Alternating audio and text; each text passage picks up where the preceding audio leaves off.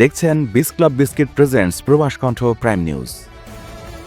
Malaysia একটি প্রতিষ্ঠানে কর্মরত 107 জন বাংলাদেশি শ্রমিক টানা 4 মাস ধরে বেতন না পেয়ে চরম মানবিক সংকটে দিন কাটাচ্ছেন।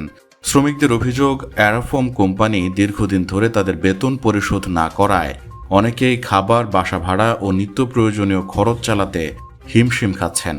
এমন পরিস্থিতিতে ন্যায় বিচারের আশায় তারা দ্বারস্থ হয়েছেন দেশটির শ্রম বিভাগের। শুক্রবার পোর্ট ক্লাং শ্রম বিভাগ এই শ্রমিকদের অভিযোগের শুনানি অনুষ্ঠিত হয়। এতে প্রায় 70 জন শ্রমিক উপস্থিত ছিলেন। শুনানির আগে 107 জন শ্রমিক সম্মিলিতভাবে বিশিষ্ট আইনজীবী লতিফা কোয়াকে তাদের পক্ষে আইনি প্রতিনিধিত্বের দায়িত্ব অর্পণ করেন।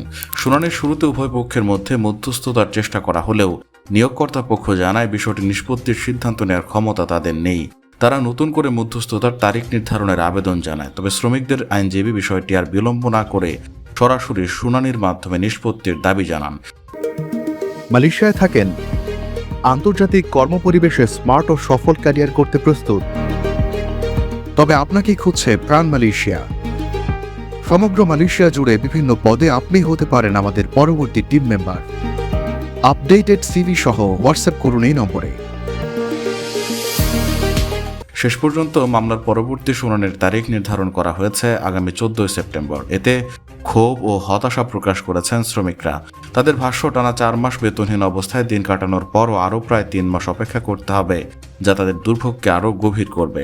শ্রমিকদের অভিযোগ, বেতন না পাওয়ায় অনেকে ধার দেনায় জর্জরিত হয়ে পড়েছেন। কারো কাছে খাবার কেনার অর্থ নেই, আবার কেউ বাসা ভাড়া পরিশোধ করতে না পেরে উচ্ছেদের শঙ্কায় রয়েছেন। তারা বলছেন, শ্রম দিয়ে উপার্জিত ন্যায্য মজুরি না পাওয়ায় তাদের জীবন এখন অনিশ্চয়তার মধ্যে পড়েছে। প্রবাস কণ্ঠ নিউজ ডেস্ক।